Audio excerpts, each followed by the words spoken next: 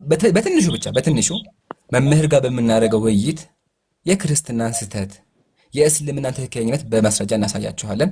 ወቁል ጃአ አልሐቅ ወዘሀቀ አልባጢል እውነት መጣ ውሸት ተወገደ የሚለውን ከመምህር ጋር የማሳያችሁ ይሆናል ማለት ነው። እሺ የተነሳው ቶፒክ ምንድነው? ዳዊት የሚባል ሰው በመጽሐፍ ቅዱስ አለ። ዳዊት በመጽሐፍ ቅዱስ ነብይ ነው። ማስረጃ ኦኬ። ደቂቃው ግን አንዴ ደቂቃው አልተስተካከለም። ስለዚህ ላስተካክለው ፕሊዝ። ሶሪ ጀምራለሁ። እሺ ዳዊት በክርስትና ነብይ ነው። የሐዋርያት ሥራ ምዕራፍ 2 እንደዚህ ይላል። ዳዊት ስለ ዳዊት ካወራ በኋላ ነብይ ስለሆነ ዳዊት በክርስትና ነብይ ነው። አዳምጡ። ሲቀጥል እግዚአብሔር እንደ ልብ ያለው ሰው ነው። መጽሐፈ ሳሙኤል ቀዳማዊ ምዕራፍ 13 ምን ይላል? አሁን መንግስት አይጸናም፣ እግዚአብሔር እንደ ልቡ የሆነ ሰው መርጧል ይላል። ዳዊት በክርስትና የእግዚአብሔር ልብ ነው። አዳምጡ። ታዲያ የእግዚአብሔር ልብ ዳዊት ምን አደረገ ስንል አንድ ቀን ያው መጽሐፈ ሳሙኤል ካለ ምዕራፍ 11 እንዲህም ሆነ ወደ ማታ ጊዜ ሶሪ ይሄን አትንኩ። ጀማ ደቂቃውን ለቅሞ አንዴ አትንኩ ፕሊስ። እኔ ራሴ ፊክስ አደርገዋለሁ ብያለሁ አይደለ? በዚህ ደቂቃ አያዝም፣ አትንኩ። እሺ እንደዚህ ይላል። እንዲህም ሆነ ወደ ማታ ጊዜ ዳዊት ከምንጣፉ ተነሳ፣ በንጉሥም ቤት በሰገነት ላይ ተመላለሰ። በሰገነቱ ሳለ አንዲት ሴት ስትታጠብ አየ። ሴቲቱ መልከ መልካም ነበረች አለ። ዳዊት ሴት ሻወር ስትወስድ አየ። ከዛ ምን አደረገ? ዳዊቱም ልኮ ሴቲቱ ጠየቀ። አንድም ሰው ይህች የኤልያብ ሚስት የኬጤው የኦርዮ ሚስት ቤርሳቤ አይደለችም? ምን አለው። ዳዊትም መልእክተኛ ልኮ አስጠራት። ወደ እርሱም ገባች። ከርኩሰቷም ነጽታ ስለነበር ከእርሷ ጋር ተኛ። ወደ ቤቱም ተመለሰ። ሴቲቱም ማረገዘች አለ። ሰምታችሁኛል። የመጽሐፍ ቅዱስ ጸሐፊ ነብዩ ዳዊት የልበ አምላክ የተባለው ዳዊት ምን አደረገ? ባል ያላትን ሴት ደፈራት። ሻወር ስትወስድ አይቷት፣ ሻወር ስትይዝ አይቶ ደፈራት። የሚያዘው ነገር ምንድነው ካላችሁ ይሄ ዳዊት 8 ሚስት ነበረው። ስለዚህ እግዚአብሔር ተቆጣና ምናምን ተመክቶ እግዚአብሔር ምን አለው ቀጥሎ? የጌታ ሚስቶች ሰጠሁህ በብብት ጣልኩልህ አለ። 8 ሚስት አጋባሁ አለ። ይሄ 8 ሚስት ያጋባው የመጽሐፍ ቅዱስ ጸሐፊ ባይ ዘ ዌይ የኢየሱስ አያት ነው። የኢየሱስ አያት ምን አደረገ? ዝሙት ሰራ፣ ሴትን ደፈረ። የሚያዘው ነገር ደግሞ እንዳረገዘችበት ካስረገዘ በኋላ እንዳይታወቅበት ምን አደረገ? ባሏን ገደለው። ይሄን ሁላ የሚያደርገው ማን ነው? የመጽሐፍ ቅዱስ ጸሐፊው ነብዩ ዳዊት፣ ክርስቲያኖች የሚከተሉት የመጽሐፋቸው ጸሐፊ ማለት ነው። የሚገርመው ይሄ ዳዊት በዛውም እንድታውቁት ማለት ነው ምን አይነት ሰው ነበር ካላችሁኝ፣ አንድ ሚስት ለማግባት ብሎ 200 ወንዶችን ብልታቸውን የሚቆርጥ ነበረ። ሙስሊም ካለ ማስረጃ አያወራም። ያው ማስረጃው መጽሐፈ ሳሙኤል ካለ ቀዳማዊ ምዕራፍ 18 ቁጥር 27 ለምን ይላል? ዳዊትም አብረውት የነበሩት ሰዎች ሄደው 200 ፍልስጤማውያንን ገደሉ። 200 ወንዶችን ገደሉ። ለንጉሱ አማች ይሆን ዘንድ ሸለፈታቸውን አዑዙ ቢላህ፣ ይሄ ነው ክርስትና። ሸለፈታቸውን አምጥቶ በቁጥራቸው ልክ ሰጠ። በዚያም በኋላ ንጉስ ኦርዮ ሳኦል ልጁን ሚልኮን ለዳዊት ዳርለታለ። አንድ ሚስት ለማግባት ብሎ 200 ወንዶችን ብልታቸውን ይቆርጥባቸው ነበረ። ይሄን ነው እንደ ነብይ የሚከተሉት። ይሄ ነው የመጽሐፍ ቅዱስ ጸሐፊ። ይሄ ነው የእግዚአብሔር ነብይ። የሚያስቀይ ነገር ነው መሰላችሁ፣ ሰውየው 100 ብልት ነበር ያለው። ሰውየው 100 ብልት አምጣ ያለው። እሱ ግን ለምን 200 አደረገው ስንል ተመከቱ ምን እንደሚል ኮሜንታሪ። the number was doubled አለ። 200 ብልት የቆረጠው አለ partly to show his respect and attachment to the queen አለ። ለልዕልቲቱ ያለውን ፍቅር ለመግለጽ ነው አለ። ስለዚህ የመጽሐፍ ቅዱስ ጸሐፊያን ፍቅራቸውን የሚገልጹት የወንድ ብልት በመቆጥ ነበር። ስለዚህ ዋናው ፖይንት ምንድነው ካላችሁኝ፣ የመጽሐፍ ቅዱስ ጸሐፊያን ምን ያደርጉ ነበረ? አንዲት ሴትን መንገድ ላይ አይተው ይደፍሩ ነበረ። ከሱም አልፎ አንድ ሚስት ለማግባት ብሎ 200 ወንዶችን ብልታቸውን ይቆርጡ ነበረ። ይሄ ነው ክርስትና። ጨርሻለሁ። ቴንክ ዩ። እሺ የኔ ደቂቃ ኦኬ፣ ደቂቃ ጀመረ። እንግዲህ በመጽሐፍ ቅዱስ ውስጥ ብሉይ ኪዳንና አዲስ ኪዳን የሚባል አለ። እኛ ክርስቲያኖች በአዲስ ኪዳን የምናምን የብሉይ ኪዳንን ትንቢት የምንቀበልን። ብሉይ ኪዳን ለአይሁድ የተሰጠ ስርዓት ነው። ግን አሁን እሱ ቅድም ባነበበው በዳዊት ላይ ላንብበው። ምንድን ነው የሚለው?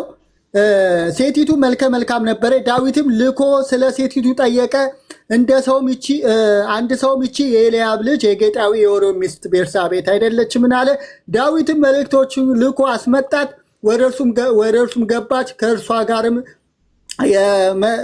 ነጽታት ነበር። ከእርሷ ጋርም ተኛ። ወደ ቤቷም ተመለሰች። ሴቲቱም አረገዘች ይላል።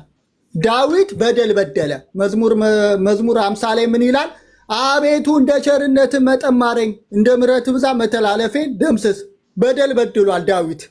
እኛ በመጽሐፍ ቅዱስ ያሉ ነቢያቶች ኃጢአት አልሰሩም፣ በደል አልሰሩም፣ እንደ መሐመድ ንጹህ ናቸው፣ እንዲህ ናቸው ብለን አናቅም አንልም። ወደፊትም ኃጢአትን ይሰራሉ። ለኃጢአታቸው ደግሞ እግዚአብሔር ይቀጣቸዋል። መሐመድ ግን አልተቀጣም። የ9 ዓመት ደፍሮ አልቀጣውም።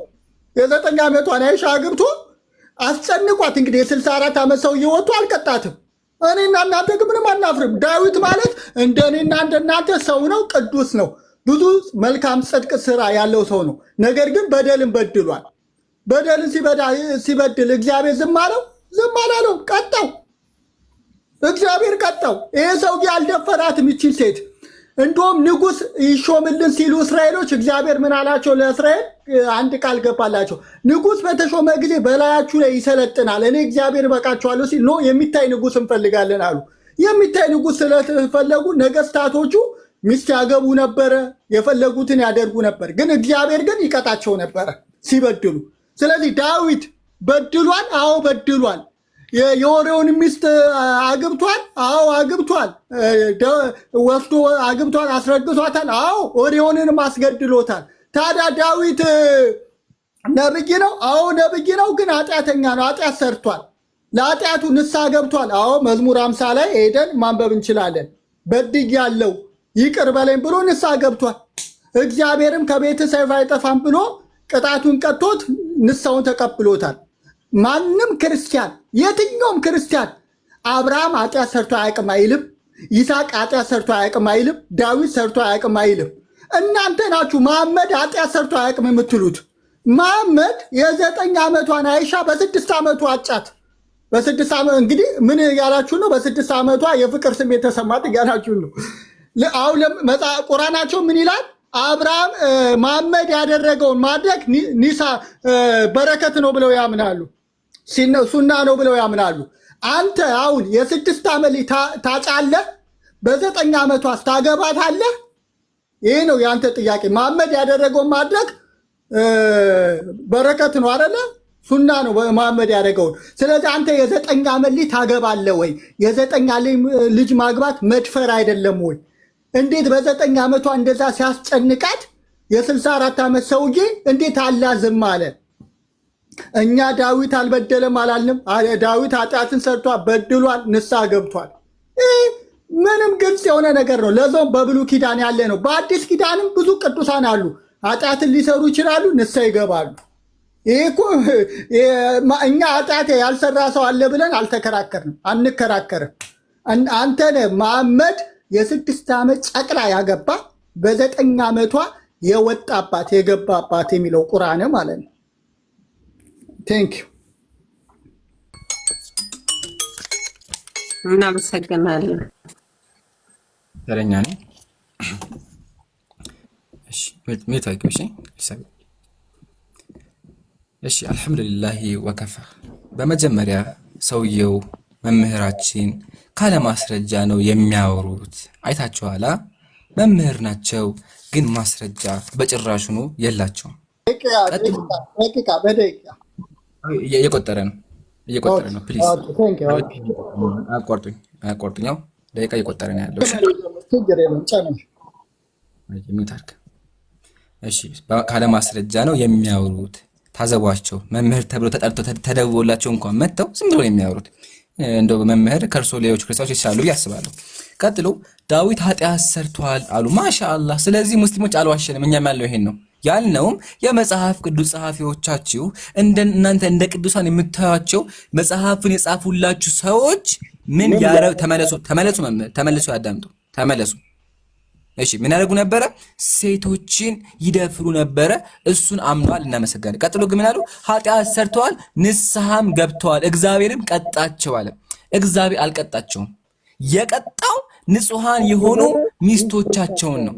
እንደውም እግዚአብሔር በድሏል። እዚህ ጋር በታሪኩ መድረካችሁ ዳዊት ዝሙት ከሰራ በኋላ እግዚአብሔር ዳዊትን ሲበቃ ያደረገው ምንድነው? ሚስቶቹን አደባባይ ላይ ወስዶ አስደፈረበት።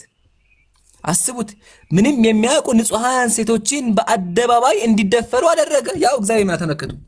እግዚአብሔር እንዲህ ይላል፣ እነሆ በቤት ክፉ ነገር አስነሳብሃለሁ፣ ሚስቶችህንም በዓይን ፊት እወስዳለሁ፣ ለዘመድህም እሰጣቸዋለሁ፣ በዚችም ፀሐይ ዓይን ፊት ከሚስቶች ጋር ይተኛሉ። አንተ ይህን በስውር አድርገኸዋል፣ እኔ በግልጥ አደርገዋለሁኝ አለ። እግዚአብሔር በአደባባይ ዝሙት አሰራ። ንጹሐን የሆኑ 8 ሴቶችን አስደፈራቸው። ታዲያ የቱ ላይ ነው ፍትህ? እግዚአብሔር ፍትሁ የት ላይ ነው? እግዚአብሔር ለምን ዳዊትን አልገደለውም? በኦሪት ሕግ እኮ አንድ ሰው ዝሙት ከሰራ ቅጣቱ መገደል ነበረ። እግዚአብሔር ለምን ዳዊትን ያልገደለው? ዳዊትን ላለመግደል ብሎ ንጹሐን ሴቶችን ያስደፈረው። ይሄን ታዘቡልኝ። ቀጥሎ በእስልምና ነው እናንተ ኃጢአት አልሰራ የምትሉት፣ በእኛ እኮ ኃጢአት ይሰራሉ ሰው ብላ ውሸት ነው እሱ። እግዚአብሔር ምን አለ ተመልከቱ። እግዚአብሔር መጽሐፍ ቅዱስ ላይ ዳዊት በዘመኑ ሁሉ ፊት ቅን ነገር አድርጎ ነበረ፣ ካዘዘው ነገር ሁሉ ፈቀቅ አላለም አለ እግዚአብሔር። እግዚአብሔር ምን አለ መጽሐፍ ቅዱስ ላይ? ዳዊት በህይወቱ ኃጢአት አልሰራም አለ። ከምን በስተቀር? ያችን ሴት ከመድፈው በስተቀር አለ። ስለዚህ ዳዊት በክርስትና ራሱ ንጹህ ተብሏል ከአንድ ኃጢአት በቀር ማለት አያችኋ። ስለዚህ መጽሐፍን ተማር መምህር፣ እባክዎት መጽሐፍን ያንብቡ፣ መጽሐፍ ቅዱስ ያንብቡ። ካልሆነ ኢንሻአላህ እኔ 5 መጽሐፍ ቅዱስ ነው ያለኝ፣ አንዱን እሰጣችኋለሁ። እሺ መምህር 5 ነው ያለው፣ አንዱን እገዛላችኋለሁ፣ ችግር የለውም አታስቡ። እሺ ቀጥሎ ነብዩ ሰለላሁ ዐለይሂ ወሰለም አይሻን ወጡባት፣ ደፈሯት፣ በዚህ ገባ በዚህ ወጣሉ። ማስረጃ የለም ግን ልመልስላችሁ። ነብዩ ሰለላሁ ዐለይሂ ወሰለም አይሻን ያገቡበት ምክንያት አለ። ምክንያቱም ከማየታችን በፊት ግን አይሻ ረዲየላሁ አንሃ ፍቃደኛ ነበረች እንዴ? ደስተኛ ነበረች እንዴ? ካን አዎ ፍቃደኛም ደስተኛም ነበረች። ተመከቱ ነብዩ ሰለላሁ ዐለይሂ ወሰለም ለአይሻ ምን አላት? አማ ተርضይና አን ተኩኒ ዘውጀቲ ፊ ዱንያ ወልአኺራ፣ አንቺ አይሻ ሆይ በዚህም ዓለም በቀጣዩም ዓለም ሚስቴ ለመሆን ፍቃደኛ ነሽ እንዴ አሏት። አይሻም በላ ያ ረሱላላህ አው ፍቃደኛ ነኝ አለች። ስለዚህ አይሻ ረዲየላሁ አንሃ ስንጀምር ፍቃደኛ ነበረች። ሁለተኛ ደርሳም ነበረ።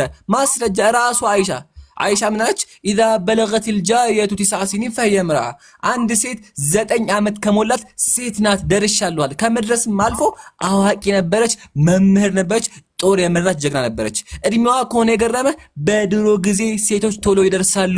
ኢቭን በቤተ ክርስቲያን ብንመጣ ዲያቆኖቻችሁ፣ አሁን ጓደኛ ነው መምህር ጓደኛ ነው ዲያቆን ነው። ይሄ ዲያቆን ያው እዚህ ጋር የ5 ዓመት ልጅ ነው ያገባው። አየህ አይደለ? ግን በእስልምናችን እድሜ ሳይሆን ማተር የሚያደርገው መድረሳቸው ነው። አይሻ ረዲየላሁ አንሃ ደግሞ በዛ ሰዓት ደርሳለች፣ ፍቃደኛም ነበረች። ጨርሻለሁ። እሺ ቴንክ ዩ። አሁን ስለ መጽሐፍ ቅዱስ ስናወራ ያቀረበው ማስረጃ አንድ ያው በገጠር ከተማ ያለ አንድ ትልቅ ሰው ያገባትን ሕፃን ልጅ አመጣና ይህ ማስረጃ አቀረበ። የእኛ ክርስትና አሁን ባሉት በዚህ ሰዎች ምድር ላይ በሚሰሩት ነገር የተመሰረተ አይደለም፣ መጽሐፍ ቅዱስ ነው።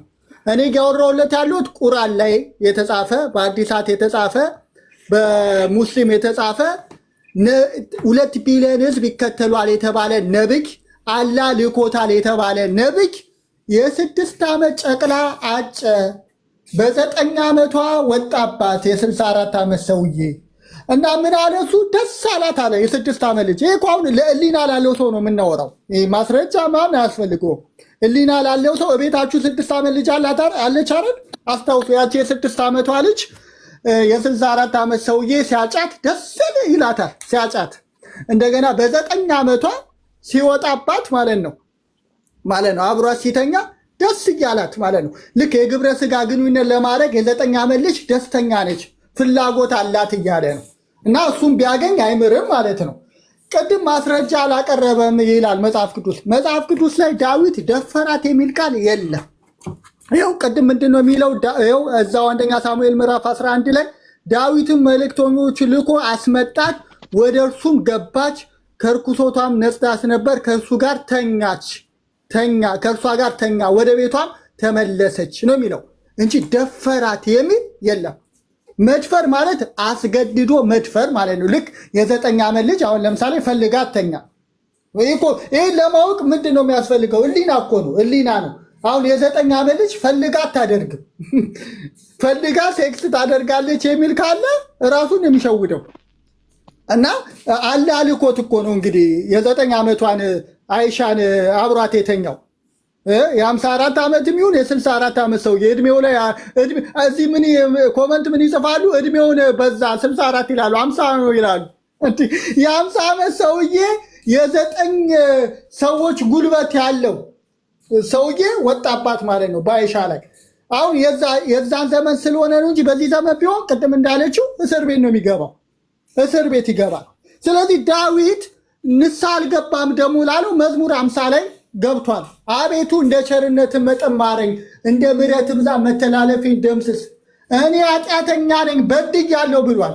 መሐመድ ብሏል ወይ? መሐመድ ንስሐ ገብቷል? መሐመድ ንስሐ ገብቷል ወይ?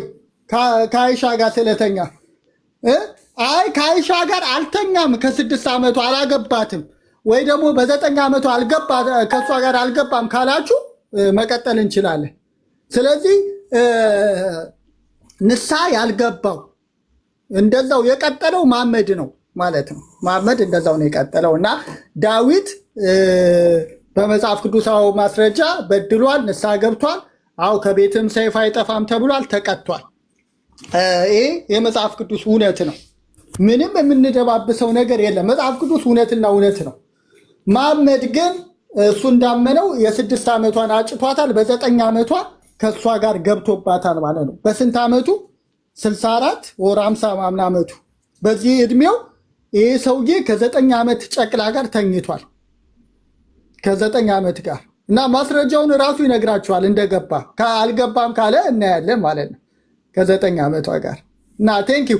አሁን ወደ ቀጣዩ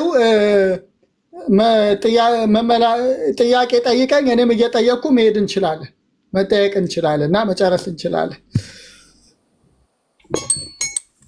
እሺ ያው ማጠቃለያ ልስት አስቀምጥና ማጠቃለያቱን ሰምተናል። ከዛ ወደ ስላሴ ጉዳይ እንመለሳለን። ደቂቃ ያላስጀምረው መጀመሪያ ከመጨረሻው ሀሳብ ነው የምነሳው። እስካሁን ይሄ 4 ደቂቃ አውርተው የሚያዘው ነገር አንድ ማስረጃ አላቀረቡ። ታዘቧችሁ። ያላቀረቡትም ለዛ ነው እንድትታዘቡ ነው። ምንም አይነት ማስረጃ የላቸውም። አያችኋ? እንደዚህ ናቸው መምህሮች፣ ካለ ማስረጃ ዝም ብለው ነው የሚያወሩት። አንደኛ። ሁለተኛ በክርስትና እንደዚህ የሚባል ነገር የለም፣ ፎቶ ነው ያመጣው፣ በመጽሐፍ ደረጃ አልከፈትክም አለኝ። ታዲያ ኃጢአት ከሆነ መጀመሪያ እርሱ ፍትህ አስበው ከሆነ ለምን እነዚህን ሴቶች መጀመሪያ ነፃ አያወጡም? ዳዊት እኮ የደፈራት ሴት ልጅ በአይሁዳውያን መጽሐፍ መሰረት እድሜዋ 7 ነበረ። የ7 ዓመት ልጅ ነው አስገድዶ የደፈራት። ያንን ደፋሪ ደግሞ እናንተ የመጽሐፍ ቅዱስ ጸሐፊ ነብዩ ዳዊት ልበ አምላክ አላችሁት። ኢቭን የጻፈውን መጽሐፍ አሁን ድረስ ትከተሉታላችሁ።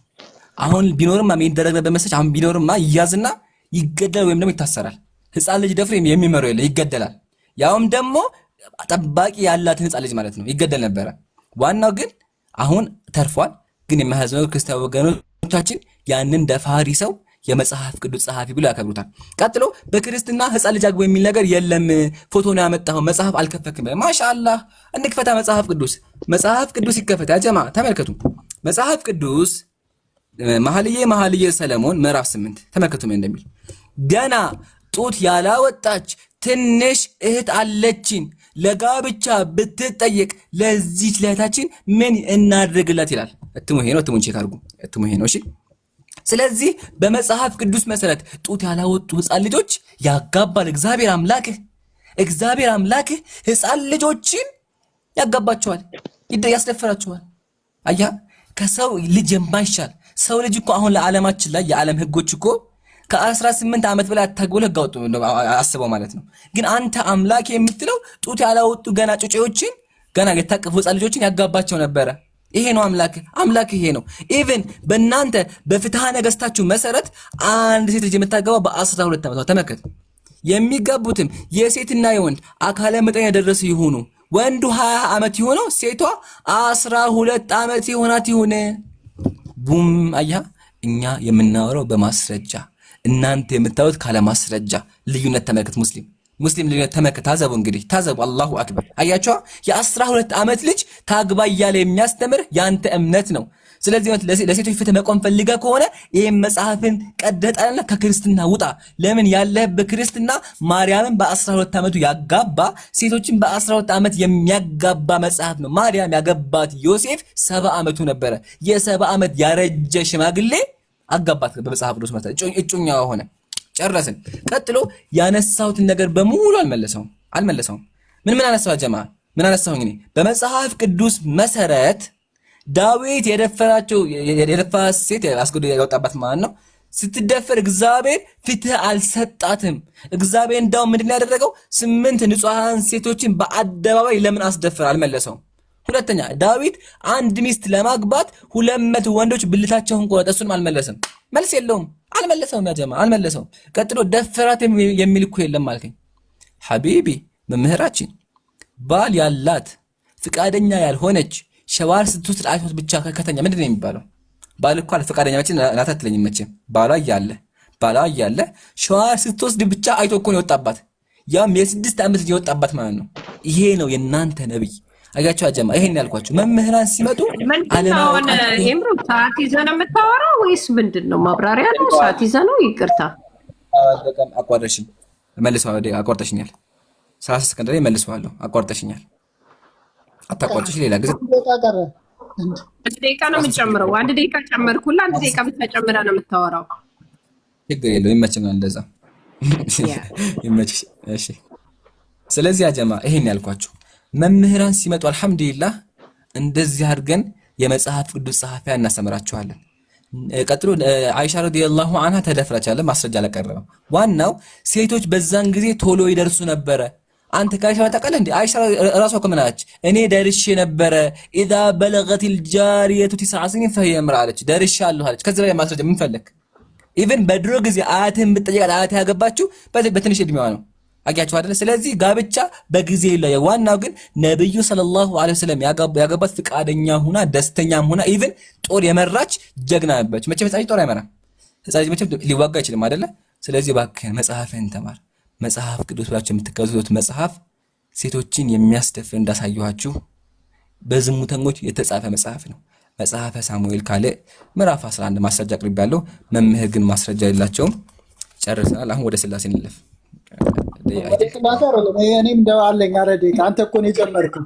አሁን እኔ ነው የምጨርሰው። ወደ ስላሴ አትገቡም። ካልተመለሰልም ወደ ስላሴ እንድትገቡ ምን ያልፈቅድላችሁ? ማጠቃለያውን እኔ ነኝ አሁን የምሰጠው እንጂ እሱ ጨረሰ። እኔ ማጠቃለያውን ሰጠ። ኦኬ እያለች ያለችው እሷ አይቻልም። አንዴ አይ ይጨርሳል ማብራሪያው ከሱ በፊት ማጠቃለያውን እንጨርስና ከተማመንን በኋላ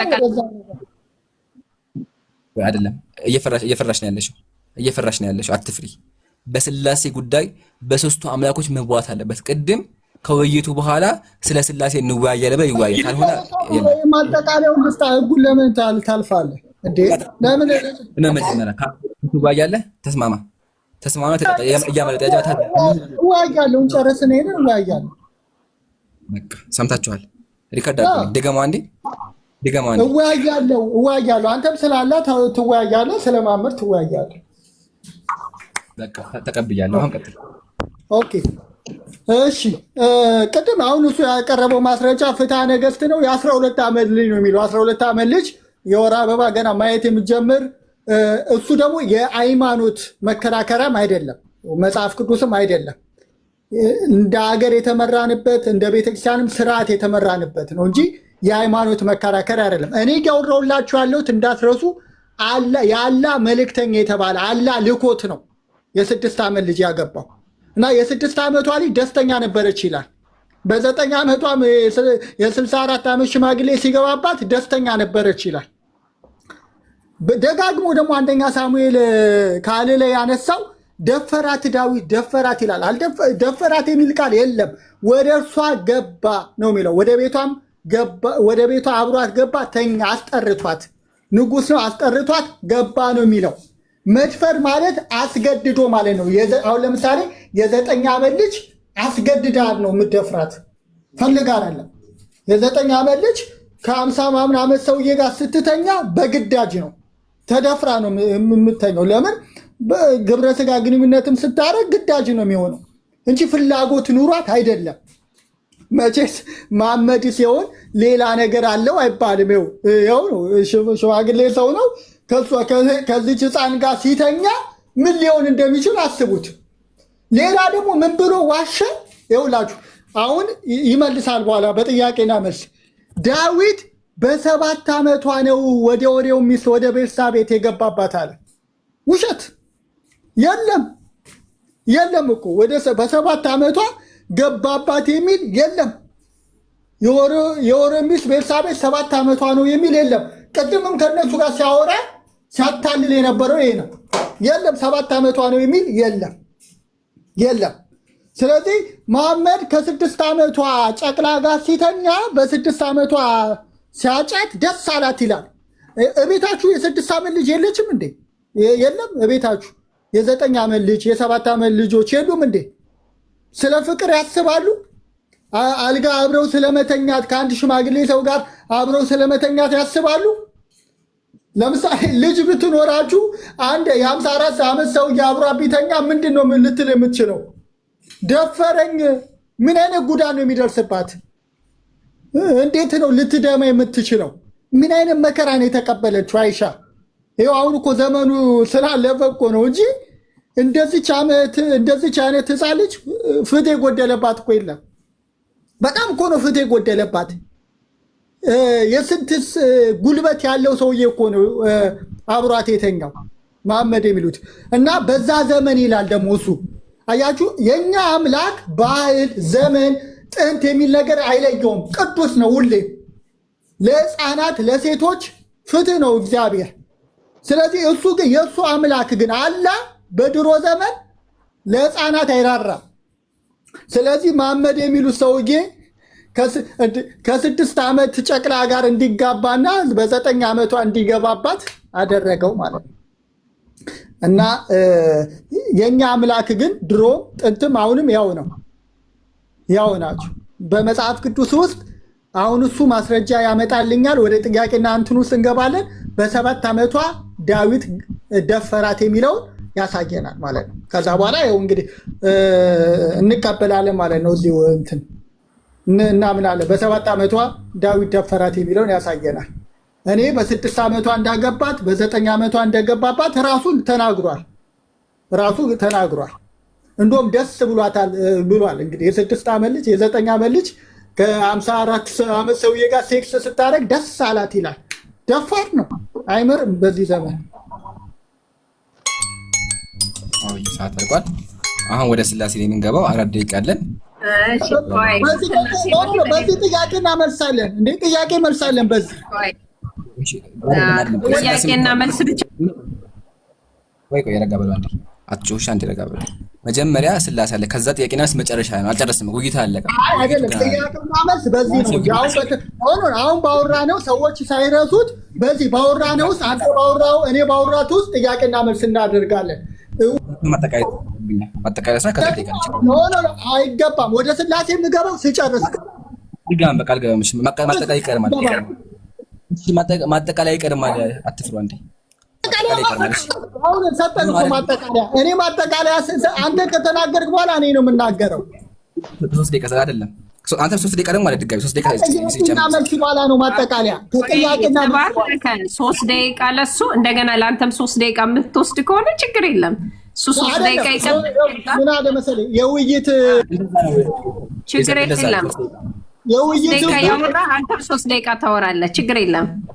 እንስጠው። እንደዛ ታሪክ ካለ እንስጠው። በቃ መሰግናለሁ።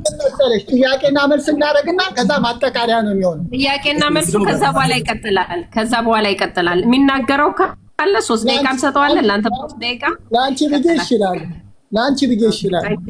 ታንክ ዩ ወንድሜ ታንክ ዩ። በመጀመሪያ አሁንም ማስረጃ የለም። አይታችኋል። ነብዩ ሴክስ አደረጉ አለ፣ እንደዚህ ወጡባት። ቀልድ ነው የያዘው። ምንም ማለት ማስረጃ የለም። ሲቀጥል መጽሐፍ ቅዱስ ላይ ያለውን በሙሉ አልመለሰውም። ፍትሐ ነገሥት የጠቀሳችሁት አለ መጽሐፍ ቅዱስ የጠቀሰው አለ ማወቃያችሁ አያውቅም። መጽሐፍ ቅዱስን መኃልየ ዘሰሎሞን ምዕራፍ 8 ገና ጡት ያላወጣች ሕፃን ልጅ ስሙኝ፣ ጡት ያላወጣች ሕፃን ልጅ እግዚአብሔር ወንድ እንዲጋልባት ወንድ እንዲወጣባት ያዛል።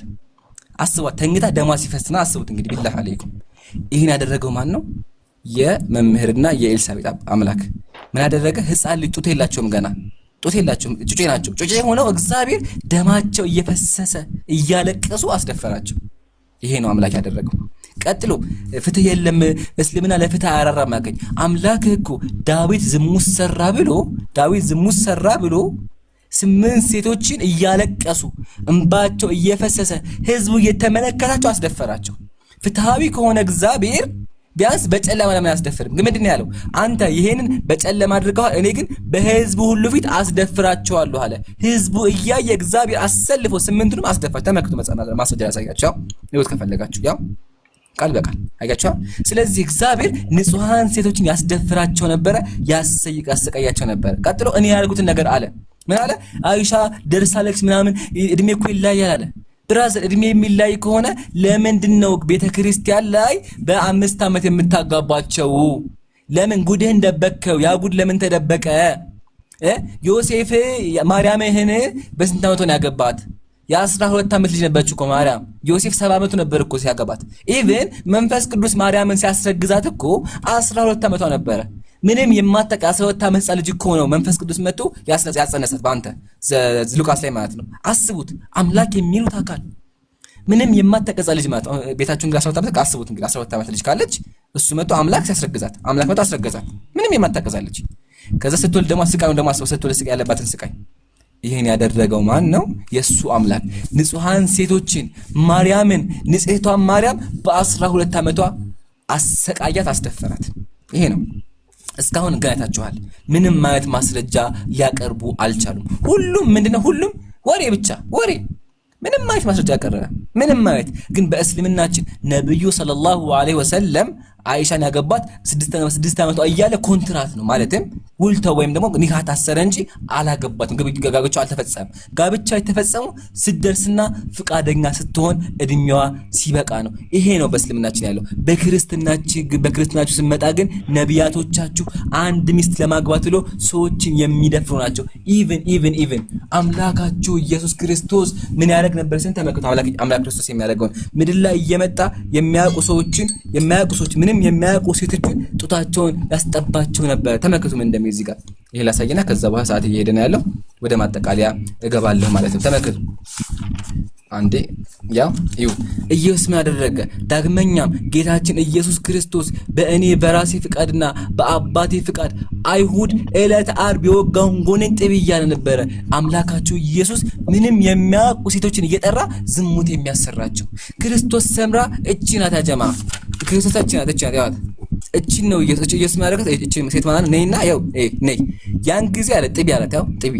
ስለዚህ አምላካችሁ ክርስቶስ ምንም የሚያውቁ ንጹሃን ሴቶችን ጎን ያስጠባቸው ነበረ። ጥቢ አላት፣ ያው ያን ጊዜ ልጅ የእናቱን ጡት እንደሚጠባ የጌታዋን የኢየሱስ ክርስቶስን ጎኗን ጠባች ይላል። ስለዚህ ኢየሱስ ክርስቶስ ንጹሃን ሴቶችን ጎን ያስጠባ ነበረ። ምንም ያውቁም እኮ ምንም የሚያውቁ ነው እያለ እንደዚህ ብልግና ያሰራቸው ነበረ። ይሄ ነው የክርስትና መጽሐፍ። ይሄ ነው ክርስትና። አይታችሁ አይደለ? ኢቭን ኢየሱስ ክርስቶስ ምን አደረጋችሁ? ላሳያችሁ ያደረገውን ተመልከቱ። ዝሙት ስለተባለ ማለት ነው። ይኸው ተመልከቱላችሁ። ይሄ ገድለ መድኃኔዓለም ተመልከቱ ምን እንደሚል። ያን ጊዜ ይህን ብሎ አቀፈኝ አለ። ይህን ብሎ አፌን ሳመኝ፣ ከጣዕሙም ብዛት የተነሳ አፌን አጣፈጠው። ምንም አላወቅኩም፣ ልቤን አሳጥቶኛልና ለ1 ሰዓት በልብሴ ቋጠርኩት አለ። ከዛሳ በእኔ ሊነሳ በወደደ ጊዜ ጌታዬ ሳልጠግብህ አልኩት አለ። ኢየሱስ እየመጣ ምንም የሚያውቁ ወንዶችን ምን ያደርጋቸው ነበረ? እነሱ ጋር ይተኛና ምላሳቸውን ይስምላቸው ነበረ። ይሄን ሰውዬ ይሄን ጎረምሳ ኢየሱስ ያደረገው መጥቶ ለ1 ሰዓት አክል ስሜት ውስጥ አስገባው። ይሄን የምንከተለው ወገኖቻችን ስሜቱን መቋጠር ከብዶት ወይም ደግሞ ወንዶችን እየጠራ እንደዚህ የሚያስደርግ አካል የምንከተለው ይሄ መጽሐፍ ቅዱስ ነው፣ ወይም ደግሞ ገድለ የቤተክርስቲያን መጽሐፍ ከወንጌል ጋር እኩል የሆነ መጽሐፍ ነው። ይሄን ኢየሱስ የምንከተለው ያጀማ ያ በማስረጃ ነው ያወራነው። አይታችኋላ። እሱ ግን ወሬ ብቻ። እኛ ግን ማስረጃ ከፍተን አልሐምዱሊላህ 4000 ሰው ያዳመጠ ባለበት ክርስቶስ የሚሉት አካል ምን እንዳደረገ ለህዝቡ አስተምረናል። ሁላችሁም አይታችኋል ብዬ አስባለሁ። የሚያዝነግ ደግሞ መሳች ኢየሱስ ከጨረሰ በማድረግ ተፋበት ምራቁን ተፋበት እና ሄደ። ይሁት ያደረገው ኢየሱስ ቀጥሎ ማድረግ ያው ሳልጠግብ በዚያን ጊዜ ምራቁን ተፋብኝ አለ። ኢየሱስ ምራቁን እየተፋባቸው ነበር የሚሄደው። ጨርሻለሁኝ። ዋና ግን ወገኔ ስብሐት ለእባክህን ተማር። ሳይ አልተማርክም፣ ወላሂ ማጠቃለያ ሰው አልተማርክም። ስለዚህ ተማር። መጀመሪያ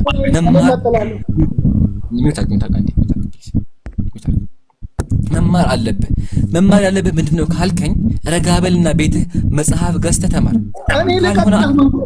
አይ ደቂቃህን ከጨረስክ 3 ደቂቃ ለሱ ስጣው እንዴ፣ ስለ ስርዓት እንጂ ምክር ነው እንዴ። ስለዚህ መጽሐፍ ግዛና መጽሐፍ ግዛና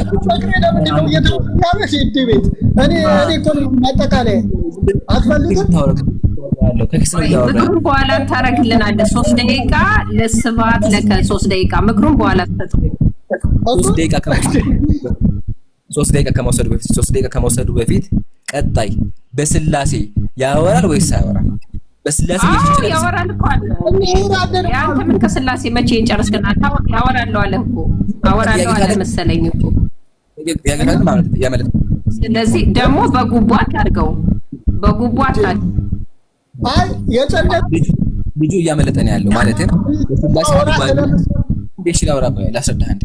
አዳምጠኝ እሺ ፕሊዝ። አንድ ሻሶራይ ፕሊዝ፣ አንድ ያሶራይ በአላህ ብያለሁ። ታወራለሽ እድሰጣለሁ። አንድ ብቻ ሶራይ። እሺ አመሰግናለሁ። አሁን ምን እያልክ ነው ያለው አንተ? በስላሴ አልወያይም ወይም ደግሞ ጥያቄ መጠየቅ አለብኝ እያልክ ነው። ይሄ ማምለጥ አላለም ያላልኩትን እንዴ ጥያቄና መልስ ማምለጥ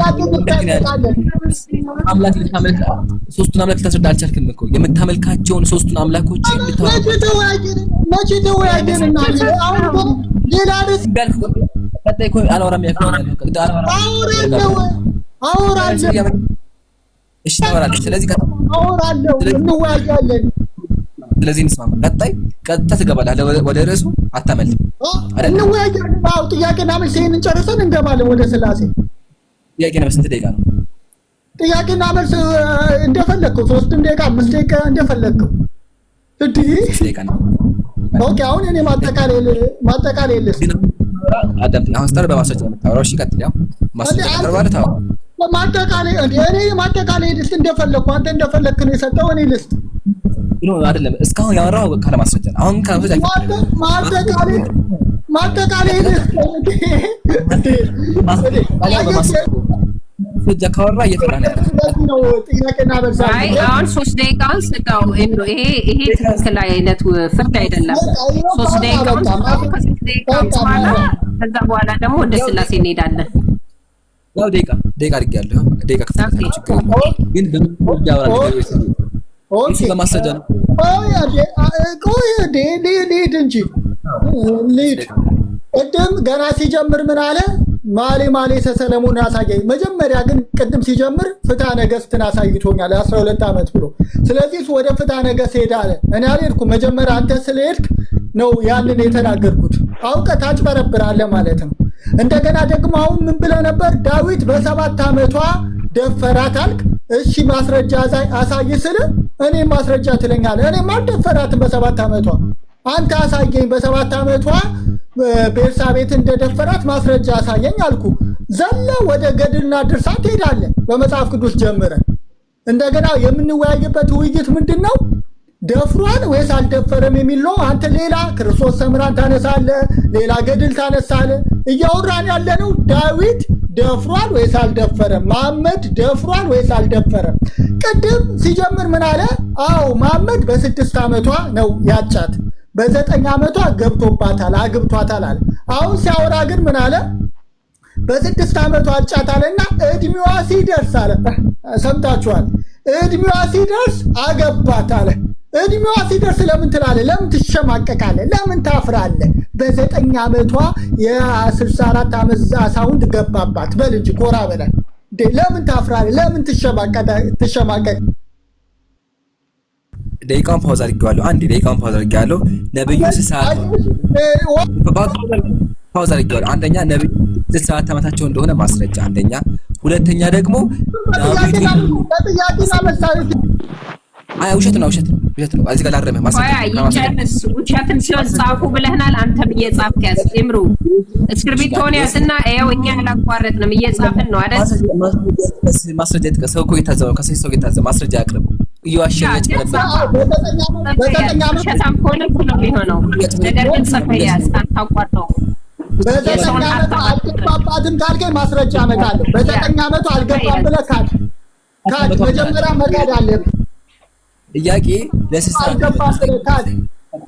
ነብዩ አይሻ በ9 ዓመቷ እንደገባ አምኛለሁ፣ አልተከራከርኩም። ጥያቄ ግን ነብዩ ሰለላሁ ዐለይሂ ወሰለም 64 ዓመታቸው ላልኩ በቃ 64 54 በለው ችግር የለውም። 54 ነው እንደዛ ይባላል። ማስረጃ ማስረጃ ቀጠሮ እንይዛለን። ችግር የለም።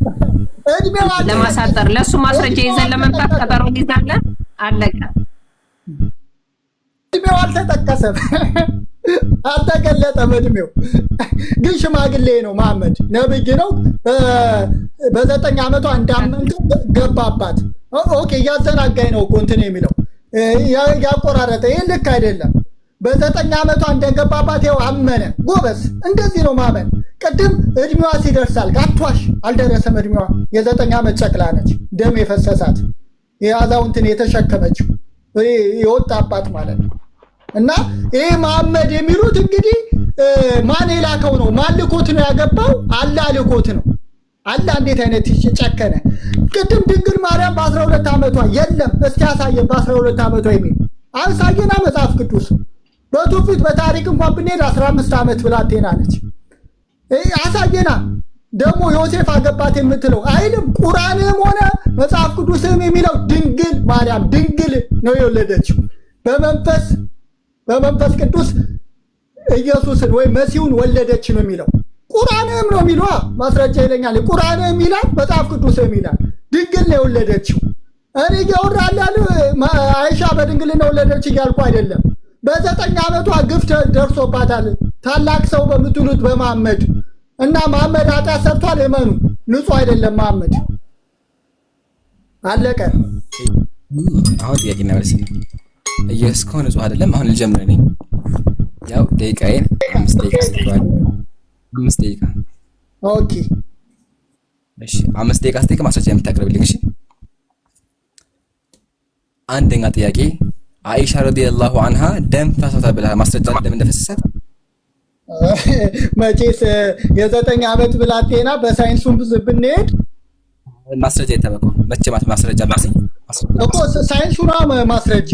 የ9 ዓመት ብላቴና ፈሳታል። መቼስ ለሌላም በሽታ ትጋለጣለች። የ9 ዓመት ልጅ ስልስ ብትደረግ የትኛው ሳይንስ ማስረጃ? የትኛው ሳይንስ ላይ የ9 ዓመት ብላ እኔ እንግዲህ ደፍሬ አላውቅም። ብራዘር የተደፈሩትን ሳይቀር ውሸት ነው። በቃ ውሸት ነው። የለም ዘርጋ 9 ዓመት ምንም አይፈሳትም እያለ ነው። ኦኬ ሁለተኛ ጥያቄ ዳዊት ቤርሳቤ ጋር ከተኛ በኋላ እግዚአብሔር የቀጣው ምንድን ነበር? እግዚአብሔር በቤተሰብ በቤት ሰይፍ አይጠፋም ነው ያለው። ሌላ አልቀጣውም። ይሄ ብቻ ነው የቀጣው። በቤት ሰይፍ አይጠፋም ማለት ያ እንግዲህ ሲተነተን በቤት ውስጥ ሰይፍ አልጠፋም። ልጁ አሳዶታል። ጦርነት ልጁ ተዋግቷል። እንደዚህ ነው የሚለው። እግዚአብሔር እንዲህ ይላል፣ ከቤትህ ክፉ ነገር አይጠፋም። ሚስቶችህን በዓይን ፊት እወስዳለሁ፣ ለዘመድህም እሰጣቸዋለሁ። በዚህችም ፀሐይን ዓይን ፊት ከሚስቶች ጋር ይተኛሉ ነው ያለው። እግዚአብሔር ምን ያደርጋቸው ሚስቶቹን? ዝም ማለት ሌላ ሰው ነው። ኧረ ዝም አላልኩም። ሌሎች ነገስታት ሌሎቹ አገቡበት ማለት ነው እንጂ ደፈራቸው ማለት አይደለም። ተቀማ ማለት ነው። ተቀማ ሚስቶች ጋር እንደዛ እንዴ ብቻ አይልም። ሚስቶቹን አጣ። ተቀማ ያስቀማ ማን ነው? ያስቀማ ማን ነው? ኃጢአቱ መተላለፉ አስቀሚው ማን ነው? አስቀሚው ዳዊት ነው። መተላለፉ ኃጢአቱ እሱማ ምክንያቱ ነው። ምክንያቱ ሰው የዘራውን ያጭዳል ይላል መጽሐፍ ቅዱስ። በስጋ የሚዘራ የዘራውን ያጭዳል። የዘራውን ያጭደው የብሉይ ኪዳን ዘመን ነው። ሰው የዘራውን ነው የሚያጭደው። እንደዚህ ይላል። ይህን አንተ አለ በስውር አድርገዋል፣ እኔ ግን ይህን ሁሉ በእስራኤል ፊት አደርገዋለሁ። እግዚአብሔር በእስራኤል ፊት አስደፍሯቸዋል ወይስ አስደፈራቸው? እግዚአብሔር አላስደፈራቸውም። ስራው ነው የእሱ የዘራውን ያጨደው። እሺ ይሄ ምንድን ነው የሚለው? አንብበው አንዴ አንተ በለው። አንተ ይሄ በስውር ነው ከወሬው ሚስት ጋር የተኛው። ሚስቶቹ ግን ተላልፈው ሲሰጡ በአደባባይ ነው። ስለዚህ የዘራውን ታጭዳለህ። እኔ ግን ምንድን ነው የሚለው? እኔ ግን አንብበው፣ የዘራውን ታጭዳለህ። የዚህ ትርጉሙ የዘራውን ማጨድ ነው። አንብበው እስኪ መጀመሪያ። ለምን ትጸየፈዋል? አንብበው። ለምንድን ነው እግዚአብሔር አሳልፎ የሰጠው? ንገረኝ፣ ምክንያቱም የእግዚአብሔርን ቃል ማንበብ አፈረ። ወላሂ አፈረ። አንብበው እስኪ።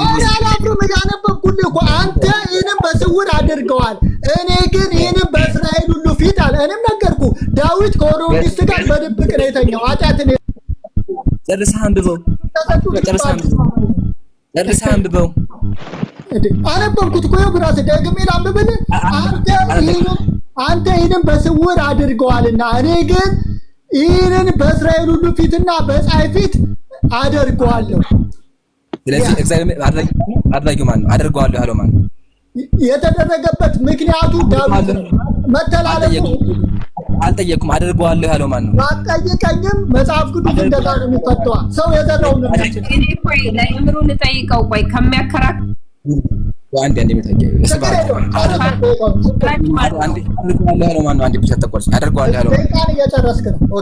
አደርገዋለሁ ያለው ማን ነው? እየመለስክ አደርገዋለሁ መልስልኝ። ማን ነው? የዘራው ለኃጢአቱ ዋጋን ትከፍላለህ አለ። ገባኝ። እሱ ገባኝ። እሺ ገብቶኛል። አመሰግናለሁ። በቃ እሱ ከገባ ዋናው እኮ ለኃጢአቱ ዋጋውን ከፈለ። አደርገዋለሁ እየተናገረ ያለው ማን ነው? እዚህ ጋር እያወራ ያለው ማን ነው? የተደረገበት ምክንያት ዳዊት ነው የምልህ። ዳዊት ባይበድል ኑሮ ሚስቶቹ ተላልፈው አይሰጡም ነበር። እሱ ገባኝ። ገብቶኛል። አመሰግናለሁ። ለምሳሌ የሆነ በደል ስትበድል ማለት ነው የሸሸነ አትፍራ። እሱ ገብቶኛል። ጥያቄ እዚህ ጋር አደርገዋለሁ እየተናገረ ያለው ማን ነው? እዚህ ጋር እየተናገረ ያለው ማን ነው? እዚህ ጋር አላለቀም። ደቂቃ አላለቀም። አትፍራ። ደቂቃ አደርገዋለሁ ያለው ማን ነው? እየተናገረ እዚህ ጋር ማን ነው? መልስልኝ። የዘራውን ያጭዳል። ገባኝ። አይሰማም እንዴ? እሱ ገብቶኛል። አትድጋም። ዝም ብሎ ቃል ማድረግ መልሳለሁ። ቃል መዳገሙን ተወውና እዚህ ጋር እየተናገረ ያለው ማን ነው? እግዚአብሔር ያለ በደል አንተ ምንም አያደርግም። ሳትበድል አንተ ምንም አያደርግም። ገባኝ። ጥያቄ እዚህ ጋር እየተናገረ አንተ ሳትበድል ምንም አንተ ላይ ክፉ እንዲሆንብህ አያደርግም። ስትበድል ግን የበደልከው። እሺ ምንድን ነው የሚለው? እዚህ ጋር አንብብልኝ። እግዚአብሔር እንዲህ ይላል። አላሁ አክበር። ያ ጀማ አጨብጭቡ። ሲፈራው የነበረውን አመነው። አያችሁ፣ ይሄን ያልኳችሁ እግዚአብሔር የሚለውን መናገር ከብዶት ነበረ። ግን እነዚህ ንጹሃን ሴቶችን ደማቸው እየፈሰሰ አሰልፎ ያደፈራቸው እግዚአብሔር ነው። እሱ እንኳን መናገር ቢከብዱ ሳያስበው አስነበብኩት። አያችሁ፣ አስነበብኩት። ሳያስበው እንዲያነብ አደረግኩት። አስደፋሪው ማን? ያው እግዚአብሔር እንዲህ ይላል። እግዚአብሔር እንዲህ ይላል ማለት አደርገዋለሁ አላቀጥሎ አደርገዋለሁ እግዚአብሔር። ስለዚህ እየተናገረ ያለው እግዚአብሔር ከሆነ እግዚአብሔር በአደባባይ አስደፍሯቸዋል። አመሰግናለሁ። ቀጣይ ጥያቄ ደቂቃ ጨርሰሃል። መኃልየ አላለቀም፣ ይቀረናል ደቂቃ። መኃልየ ዘሰሎሞን እጅ ላይ መጽሐፍ ቅዱስ አለ መጽሐፍ ቅዱስ መኃልየ ዘሰሎሞን ምዕራፍ 8 ቁጥር 8 ክፈትል። ኦኬ ቶሎ በል። ኦኬ የከፈትኩት ነው። ኦኬ ምዕራፍ 8 ቁጥር ስንት? ቁጥር 8 አንብበው። ኦኬ ቁጥር 8 እሺ ላንብብል። እንዲህ ይላል፣ እኛ ሰው የቤቱን ሀብት ሁሉ ስለ ፍቅር ቢሰጥ ፈጽሞ ይንቁታል። እኛ ጡት የሌለ ይላል። ከቁጥር 7 ወረድ ብሎ ያለው ተያይዞ እኛ ጡት የሌላት ታናሽ እህት አለችን። ስለ እርሷ በሚናገሩበት ቀን ለእህታችን ምን እናደርግላት? እርሷ ቅጥር ብትሆን የብር ግንብ በላይዋ እንሰራለን ይላል። ጥያቄ እዚህ ጋር ጡት ያላወጣች ልጅቱ ለምንድን ነው የተፈለገችው? ትፈለጋለች አይልም እዚህ ጋር እሺ አለች ያለው ምን ለምን እኔ ጋር መጽሐፍ እኛ ጡት የሌላት ታናሽ እህት አለችን፣ ስለ እርሷ በሚናገሩበት ቀን ለእህታችን ምን እናድርግላት? እሷ ቅጥር ብትሆን የብር ግንብ በላይዋ እንሰራለን ብሎ ስለ ቅኔ ነው የሚቀኘው። የሚናገርበት ማለት ሜታፎር ኦኬ። ይኸውልህ መጽሐፍ ቅዱሳችን ሲተረጎም ሜታፎር አለ፣ ምሳሌያዊ አነጋገር አለ። ይህ ምሳሌያዊ ስለ ቅጥር ነው የሚናገረው። በሰውነቱ ውስጥ ቅጥር እንዳለ ሁሉ ይህንም ቅኔ ነው የሚናገረው። ትርጉሙን ንገረኝ። እኔ ጋር የሚለው ምንድን ነው? ለጋብቻ ጠይቅ ነው የሚለውና እዚህ ጋር ንጹሃ ልጅ እግዚአብሔር እያስደፈራት ነው ያለው። ያው ይላል ለጋብቻ ጠይቅ ይላል አታጭበርብ ይላል። ያው ሁለቱም ተመልከቱ፣ ለጋብቻ ነው። ለጋብቻ እግዚአብሔር ምንም የማታቆናጭን ጨቅላ ልጅ ምን እያደረጋት ነው ያለው? እያስደፈራ እያጋባት ነው ያለው። ምንም አታቀጡት የላትም። አያችሁ አይደለ? አሁን ጥያቄያችን በሚናገሩበት ቀን ሲል መናገር ትርጉሙ ምንድነው? መልስልኝ። እግዚአብሔር ለምንድነው ምንም የሚያውቁ ንጹሃን ሴቶችን በአደባባይ የሚያስደፍራቸው? ጡት የላቸውም፣ ገና አላደጉም። ለምንድነው አምላክ እግዚአብሔር እንዲጨካኝ ሆነ? ሴቶች ምን አድርገውት ነው? መልስልኝ እስኪ። እኔ መጥፈስ ስለማልችል ነው። አይልም፣ እሱ እንዳለው አይልም። የሚለው መጽሐፉ ምንድነው የሚለው? እኛ ጡት የሌላት ታናሽ እህት አለችን። ያጨበረበት ነው ትቼዋለሁ። ቃል በቃል መልስልኝ። አይልም።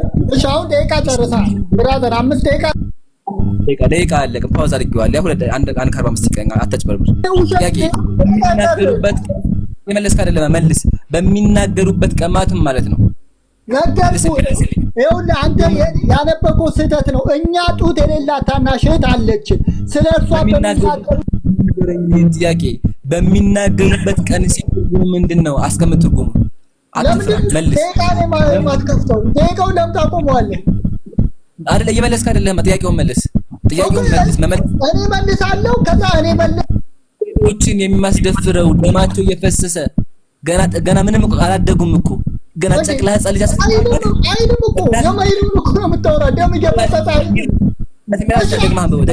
ኦኬ፣ ደቂቃውን አስቆጥረውና እንወያያ።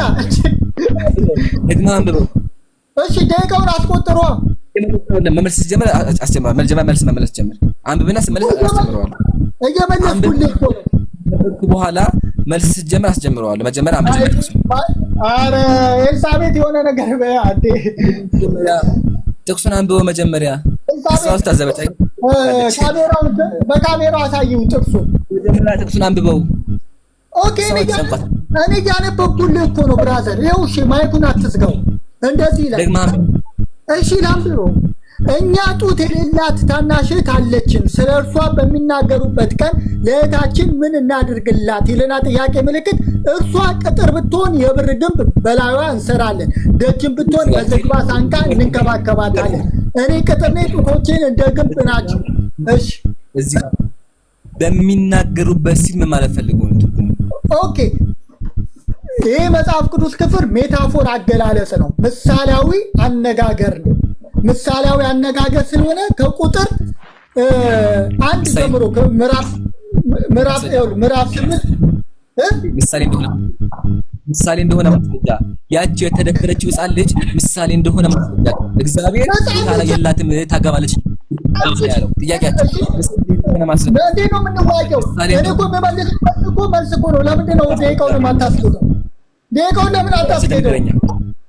አያችሁ ለማግኘት መጠየቅ አልፈለገም። እኔ ግን አደግ ያው አስጀምረው መልስ አስጀምረው። ምሳሌ እንደሆነ ስለስላሴ መወያየት አልፈለገም። አስጀምረዋለሁ ብሏችሁ አታጨምሩ። ያው አስጀምረዋለሁ ማባኩታችሁ አስጀምሯል። ኦኬ ኦኬ ሰው የቤቱን ሀብት ሁሉ ስለ ፍቅር ቢሰጥ ምን ይንቁታል እያለ ስለ ሜታፎር አገላለጽ ነው። ስለ ቅጥር ማጠር እያወራ በዙሪያ ስላሉ ምሳሌ እንደሆነ ማስረጃ አፍህ አያያዝ ምሳሌ እንደሆነ ማስረጃ አቅርብ። ይሄን እኮ መጽሐፍ ቅዱስን የምንቀበለው ነው እኮ ትርጉሙን የምንቀበለው መጽሐፍ አባይ በቃ ተምሩ መምህር ወላሂ ማስረጃ ሜታፎር ይገባል። ሜታፎር አገላለጽ ሲባል ይገባል። ማስረጃ ግን ነው ታውቃለህ? ያቅርቡልኝ። አውቃለሁ። አዎ ምሳሌያዊ ማለት ነው። ምሳሌ እንደሆነ ማስረጃ ምን ማለት ነው? ምሳሌውን ምሳሌያዊ እንደሆነ ማስረጃ የምትለው ምን ማለት ነው? ምሳሌውን እንደ ምሳሌያዊ የምትለው አይልማ የሚለው ምንድነው? ጡት የላትም ስታገባ ምን እናርግላት ነው የሚለው። ይሄ ቃል ምሳሌ እንደሆነ ማስረጃ ነው። ኧረ ውሸት! ልጅ ህፃናት ምንም አታውቅም ሲደርስ እናርግላት ነው የሚለው። በቃ ማስረጃ የለም። ደቂቃውን ክፈቱ፣ አታምልጥ። ስታገባ ይል መጽሐፉ አንተ እኮ እሺ፣ ስታገባ የሚለው በቃ ማስረጃ የለም። አሁን ቀጥታ ጥያቄ ዳዊት የኦሪዮ ሚስት ለማግባት ምንድን ነው ያደረገው? ሶሪ የሳኦል ሚስት ለማግባት ዳዊት ምንድን ነው ያደረገው? መልሱልኝ። ጎልያድን አሸነፈ። ጎልያድን ያሸነፈው ንጉስ ሲሆን ጥያቄ ዳዊት ደቂቃውን እያሳየኝ መመለስ ጀመራ። ኦኬ ጎልያድን ድል ነሳ በፍልስጤም ማስረጃ። ኦኬ እሺ ደቂቃውን እንትን በለው ፓውዝ አድርጌዋለሁ። ማስረጃ ይሰጥ። ኦኬ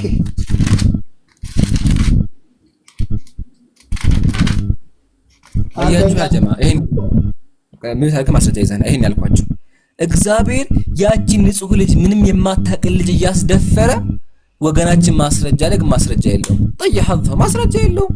ይሄ ነው እንግዲህ መምህራቸው ተመልከቱ። መምህር ተብሏል፣ ግን ምንም ማለት ማስረጃ ሊያቀርብ አልቻለም። ጀስት በቃ ጩኸት ብቻ ካለ ማስረጃ ማውራት ምሳሌ ያለ የለም። ምሳሌ እንደሆነ ግን በማያሻማ ቃል መኃልየ ላይ እግዚአብሔር ንጹህቱን ልጅ እንድትደፈር አድርጓል። ይሄ ነው መጽሐፍ ቅዱስ መምህር። ስለዚህ ባኮት ሌላ ጊዜ ምን ያድርጉ? ቀስ ብሎ ተቀምጠው መጽሐፍ አያወራም። መኃልየ ላይ ስለመሸፈን አያወራም። ማስረጃ ዳዊት የኦሪዮ ሚስት ጎልያድን ገል እንደሆነ ማስረጃ አቅርቡልኝ። የኦሪዮን ሚስት ነው እንዴ ያልከው? የሳውል ልጅ እኮ ነው ያልከው እንዴ? ሐሳብን ትቀይራለህ እንዴ? አረጋ የሳውል አጭሁ መምህር ይቅርታ፣ ረጋ በሉ እሺ። አጭሁ ውሃ ያዙ ረጋ በሉ ያለ መምህር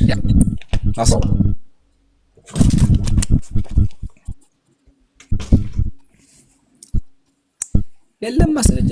አያችሁ እሺ፣ ምን ላይ ደረሳችሁ? ይቅርታ ስልክ ገብቶ እሺ፣ አንዴ መታገው እሺ። ሰበጥ ማስረጃ ያወጡ አንዴ ፕሊስ እባክሽ ሚታገና ይከተሉ መምህር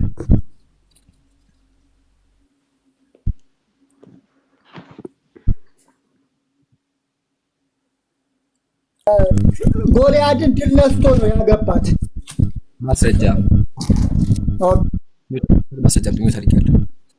መምህሮቹ እንደዚህ ማስረጃ ማውጣት ከቻሉ፣ እንደዚህ ከተረበሹ፣ እንደዚህ ከተንቦጃቦጁ ቄሶች ይመጡ ደግሞ አስቡት። ይሄ መምህር ተብሏል፣ ግን ማስረጃ ማውጣት አልቻለም። ወላሂ ይሁት እንግዲህ እስካሁን አንድ ደቂቃ አለፈው፣ ማስረጃ ሊያቀርብ አልቻለም። ማስረጃ ማቅረብ ሹፉ፣ እንጠብቃለን ማስረጃ እስከሚያቀርብ ድረስ። ጥያቄያችን ዳዊት የሳኦል ልጅ ያገባው ጎልያድን ገሎ እንደሆነ ማስረጃ መቼም ቃል ልግባላችሁ፣ መቼም ሊያቀርባችሁ የለም። መጽሐፍ እንደዚህ የሚል የለም። እንጠብቃለን እስከሚመጣ ድረስ። ወይ መምህር እዛው ተከብሮ ቢቀመጡ ይሻል ነበር። ከዚህ በኋላ በኢሳይያስ ጥራት አታከብራችሁም። በቃ ወይ መምህር እሱ ፖለቲካ አንተ ተናግሬያለሁ እኮ አይደለ እንዴ? እኔ ጋር ይባላ መምህሮችን እኮ ማስረጃ እያንዳንዷ ነገር ይቀርብልሃል ብያለሁ እኮ ተናግሬያለሁ አይደል እንዴ? ልብ ይልህም የአሁኑ መምህር ምንም ማለት ማስረጃ ማቅረብ እኮ አልቻለም። ኤልሳቤጥ የራሱ ነው። እኔ ጋር ግን መወዳደር ከፈለግ ና በቤቴ ልብ ካለ እኔ በቤት ኤልሳቤጥ ካደቻቸው መምህር ና በቤቴ ያለ ፕሮግራም ግን አሁን ለአንተ ስል ከፍታለሁ ቤት አሁኑኑ ራሱ መምጣት ትችላለህ። አሁኑኑ አባቶች ጠርቼ መልስ ይመልሱላል። ይኸው አዘጋጅቻለሁ ራሱ ደዋው። ኦኬ ጎልያድን ድል ነስቶ አገባ ብያለሁ። አንተ የፈለከውን ብለህ አቅርብ። ማስረጃ መጣ። እንደዛ አይደለም። እንጠብቃለን። ማስረጃ መጣ። አንድ ማስረጃ መጣ። አለቅም ወላሂ አለቅም። ጎልያድን ድል ነስቶ የሳውልን ልጅ አገባ አልኩ። አንተ አይደለም ካልክ ደግሞ ሌላ አቅርብ። እኔ መለስኩልህ። በቃ ማስረጃ ይፈልግልሃል። ማስረጃ አቅርብልኝ። ማስረጃ ካላቀረብ አልተውም። አይታችሁ ከሆነ ግን ኤልሳቤጥ ራሱ እሱ የራሱን ያቀረበው ከዚህ በኋላ ሌላ መምህር አመጣልሃለሁ አለች። ማሻአላህ። ስለዚህ አላመጣም በቤትሽ አመጣለሁ በቤቴና እያለችን ያለችው መምህር አይደለም ተብለሃል። መምህር አይደለም እያለችን ያለችው አያ መምህር አይደለም ተብለሃል። ተመልከት ይሄንን ማለት እጹብ ድንቅ ነው ራሱ ሚስጥሩ። በዚህ አጋጣሚ ርቻለሁ በቤቴ ነው። አንዴ ፕሊዝ አንዴ ለሳንቺ ተታወራጅ ፕሊዝ የመጀመሪያ ሰማት ተጋጨ አንዴ ታወራላታ ውይይቱ አለቀም። ስብሐት ለከ ቤተሰቤት እንጂ ይጨርሳል እንዴ? ስብሐት ለከ ከዛ ታወሪያለሽ። መምህርሽ ያወራ መምህርሽ ማስረጃ የለ ወይሽ አይደለ? መምህር በሻምተሽ ምንም ሊያወራ አልቻለም። አንዴ አላመጣም። አንዴ ወይ አንዴ ጨርሳ መጀመሪያ ከሱ እኔ አክብሬ እየጠየኩኝ ነው። አንዴ ስጠኝ። አንተማ ስታድግ ተወያይ እኮ አይደለሽም ቤተሰቤት አይደለም ግን አንዴ ኢንቫይት ላድርጋቸው እዚህ ጋር ያሉ ህዝቦችን አንዴ ፕሊስ። ከዛ ታወራለህ ሰጣ ውይይቱ ለቃ እንዴ በኋላ እንዴ ምን ነካሽ? ከውይይቱ በኋላ ታውሪሽ። ውይይቱ አንዴ መጀመሪያ ለቃ እባክሽ። እሺ ውይይቱ ለቃ እንዴ ተባለች። ያ ጀማዓ ተልኸይር አያችኋ፣ መምህሩ ምንም አይነት ማስረጃ የለውም። መኃልየ ላይ እግዚአብሔር ህፃን ልጆችን እንደሚያስደፍር አምኖ ቀጥሎ ደግሞ ዳዊት የሳኦል ሚስት ያገባው ሰው ገለነው አለ። ግን ማስረጃ የለው። ጎልያድን ገለነው እንደሆነ ማስረጃ አላቀረበም። እስካሁን እየፈለገ ነው ያለው። የለውም በቃ። ስለዚህ ስብሐት ለከ ምን መክራለሁ ያው ላምብልህ ችግር የለው። አንደኛ ሳሙኤል ምዕራፍ 17 ወይ ከፍተዋል። ቆይ አንዴ ነገር ከፈት ማሻአላ። ከ5 ደቂቃ በኋላ ሞክረዋል። እሺ አንደኛ ሳሙኤል ደቂቃውን ክፈቷ እንዴ! አቁመው ነው እንዴ? የአንተ 5 ደቂቃ ያልቅም እንዴ? ቁጥሩን ንገረኝ። አንደኛ ሳሙኤል ቁጥሩን ንገረኝ። አንደኛ ሳሙኤል ቁጥሩን ንገረኝ። ቁጥሩን ንገረኝ። አንደኛ ሳሙኤል እየላኩልህ እንዴ? ገና አላኩልህም። እየጠበቅህ እስከሚልኩልህ 5 ደቂቃ ቆሙልህ። ማይኩን እየዘጋ ተናገር ትለኛለህ። ምዕራፍ 17 ቁጥር 27 ጀምሮ በቃ ጎበዝ። አሁን አንብብልኛ ከፍቼዋለሁ። ይህንን ለቆሙ ሰዎች ይህ ፍልስጤማዊ ለሚገድል ከእስራኤል ተግዳሮት ለሚያደርግ ሰው ምን ይደረግለታል? የሕያው አምላክ ጭፍሮች የሚገዳደር ያልተገረዘ ፍልስጤማዊ ክፈቷ። ደቂቃውን ካልተከፈትከው ኦኬ ክፈቱ። መጀመሪያ ጥቅሱ እንደዛ አይልም። እያዋሸን ያለው አታጭበርብረዋል። እንደዛ አይልም። ህዝቡ ምን የሚለው ቁጥር 27 እንደዛ አይልም።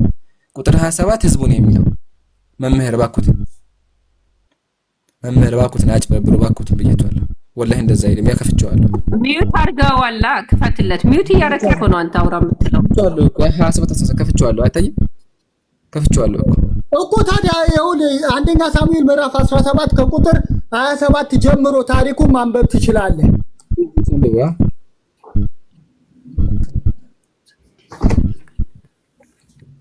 መምህር አይዞት አንብቡ። ኦኬ አንብቡ። አንተ ይኸውልህ ሰጠው እኮ ያንተ ማስረጃ አንብብ። ማስረጃ እሺ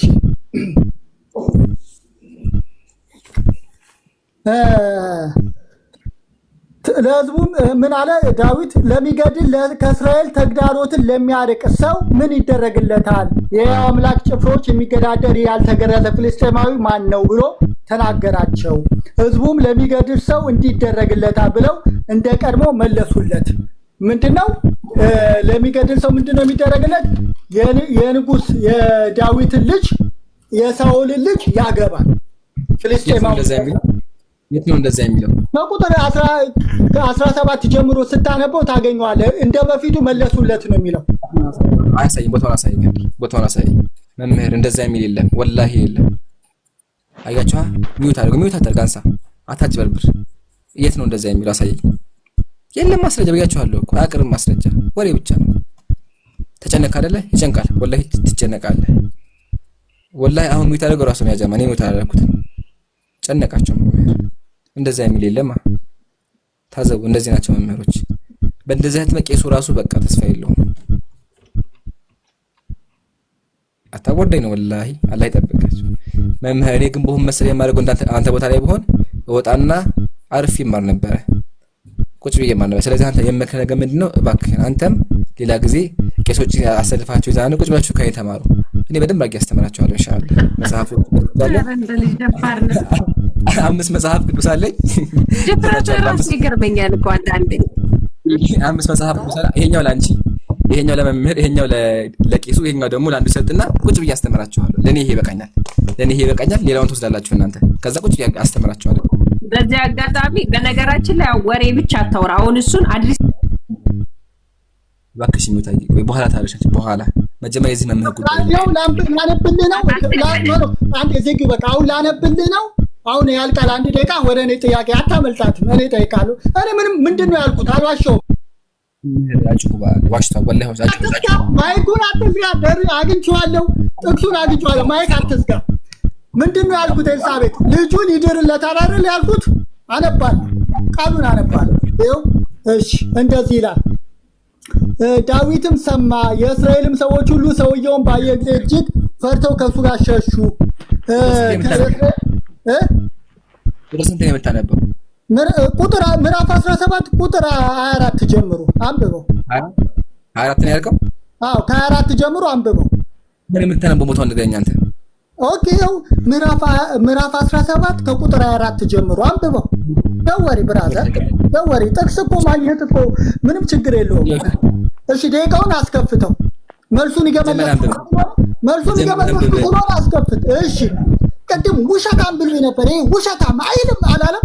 ይሄ እስኪ አይልም። እሺ አሁን ማን እንደሚያፈርና እሺ ዳዊትም ሰማ፣ የጌት ሰው ከፍልስጤሞች እጅ ወጣ፣ የተናገረውንም ቃል ተናገረ። ዳዊትም ሰማ፣ የእስራኤል ሰዎች ሁሉ ሰውየው ባዩ ጊዜ እጅግ ፈርተው ከእርሱ ሸሹ። የእስራኤልም ሰዎች ይህን የወጣውን ሰው አያችሁት? በእውነት እስራኤልን ሊገዳደር ወጣ። የሚገድለውም ሰው ምን ይደረግለታል? ቁጥር 5 የሚገድለውም ሰው ንጉሥ እጅግ ባለጠጋ ያደርገዋል፣ ልጁንም ይድርለታል። አነበብከው? አትሸማቀቅ። አይዞ ብራዘር፣ ልጁንም ይድርለት። ውሸቴን ላሳይ። አሁን ደቂቃውን አስጀምረው። ለምን ታቆመዋለህ? ጠየቅከኝ። ልጁን ይድርለታል። አሁን እኔ ነኝ የምጠይቅህ።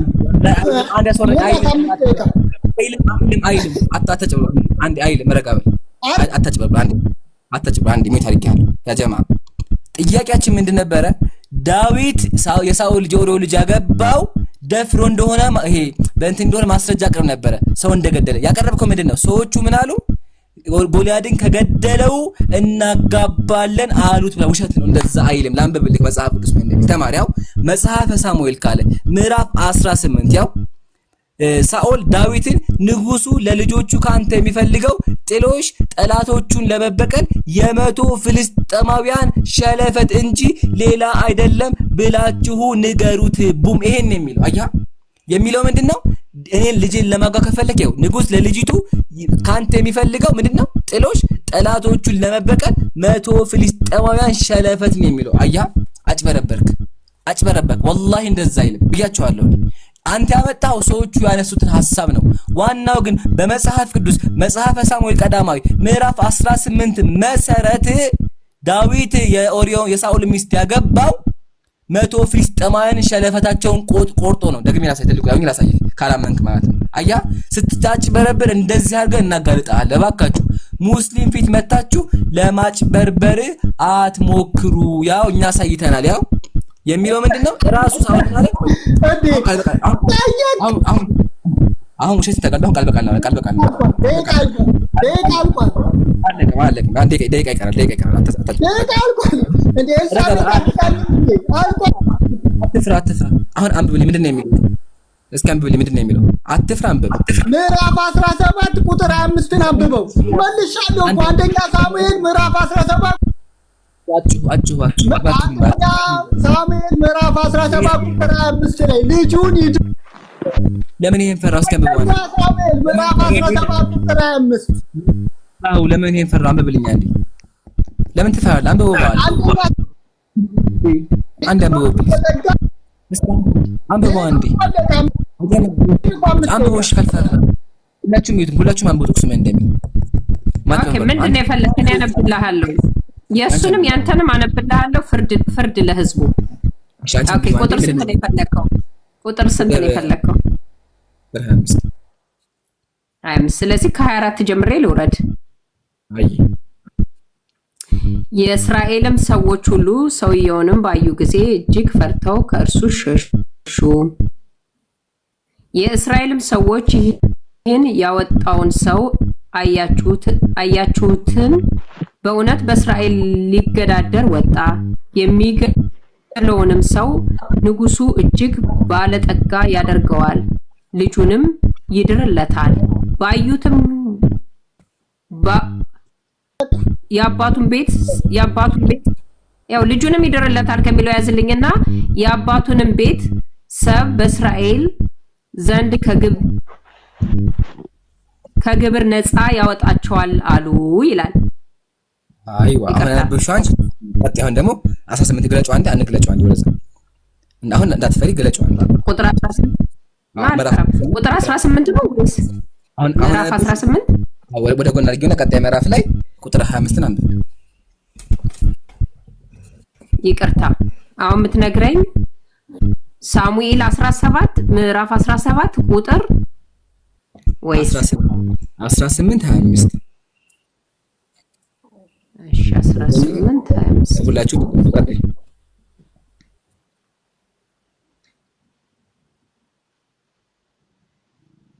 ኦኬ 25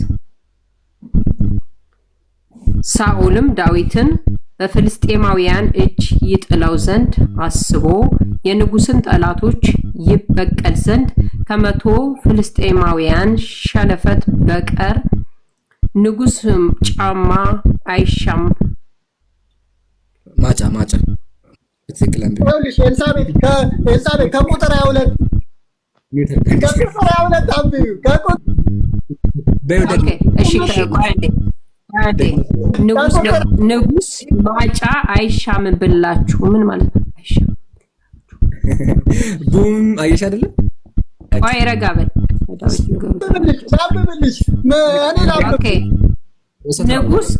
ንጉሥ ማጫ አይሻም ብላችሁ ለዳዊት ንገሩት አላቸው። አይሻም ብላችሁ ለዳዊት ንገሩ። ግን አንተ እኮ እችን ብቻ ሳይሆን ማንሳት ያለብህ ከመጀመሪያው ከላይ ነው ሐሳቡን መረዳት ያለብህ። አንድ የመምህር እባክህ ረጋ በል። በአላህ አንዴ ፍትሃዊ ፕሊሳችሁ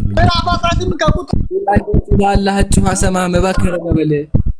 ኤልሳት ንገ ውስጥ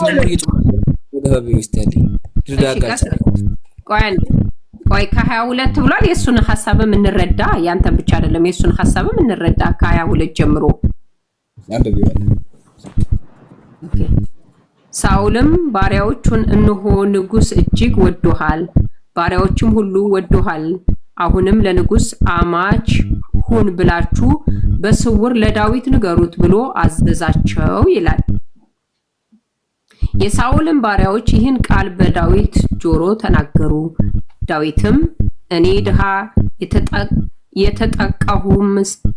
የተጠቃሁም ሰው ስሆን ለንጉሥ አማች እሆን ዘንድ ለእናንተ ትንሽ ነገር ይመስላችኋልን? አለ። የሳኦልም ባሪያዎች ዳዊት እንዲህ ብሎ ተናገረ ብለው ነገሩት ብሎ ነው እንግዲህ 25 ነው የቀጠለው። ሳኦልም ዳዊትን በፍልስጤማውያን እጅ ይጥለው ዘንድ አስቦ ጠላቶች ይበቀል ዘንድ ከመቶ ፍልስጤማውያን ሸለፈት በቀር ንጉሥ ማጫ አይሻም ብላችሁ ለዳዊት ንገሩት አላቸው። የሳኦልም ባሪያዎች እደግማለሁ። የሳኦልም ባሪያዎች ይህን ቃል ለዳዊት ነገሩት። ለንጉሥም አማች ይሆን ዘንድ ዳዊት ደስ አሰኘው። በዚህ ጋር ቆይ አንዴ ዳዊትና ቁጥር 28 ማጫ ይፈልገው አንዴ ፕሊዝ ጨርሳ እመጣለሁ። አንዴ ማጫ ይፈልገው ጨርስና እመጣለሁ። አንዴ አጭባላ ተረጋጋ። አንዴ ልጨርሰው። ዳዊትና ሰዎቹም ተነስተው ሄዱ፣ ከፍልስጥኤማውያን 100 ሰዎች ገደሉ።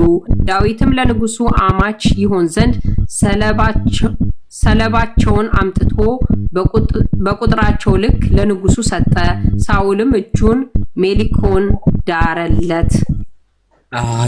ሳውልም እግዚአብሔር ከዳዊት ጋር እንደሆነ አየ፣ እስራኤልም ሁሉ ወደዱት ይላል። ዳረለት እኮ ኦልሬዲ በጣም ግብር በጣም ጎጣ አንዴ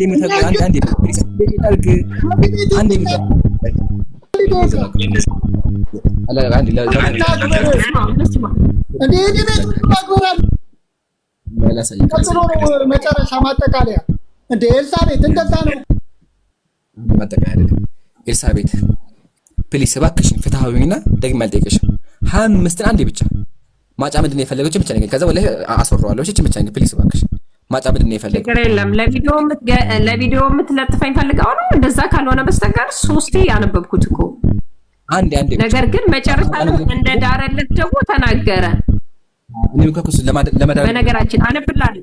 እሺ ለማዳን አነብላለሁ፣ ችግር የለም። በነገራችን ላይ አንተ እንደምታስበው ስለ ስጋዊ አይደለም የሚያወራው። እኔ በእውነት እንደውም አሁን ሰምቼ እጹብ ድንቅ ነው ቃሉ በእውነት።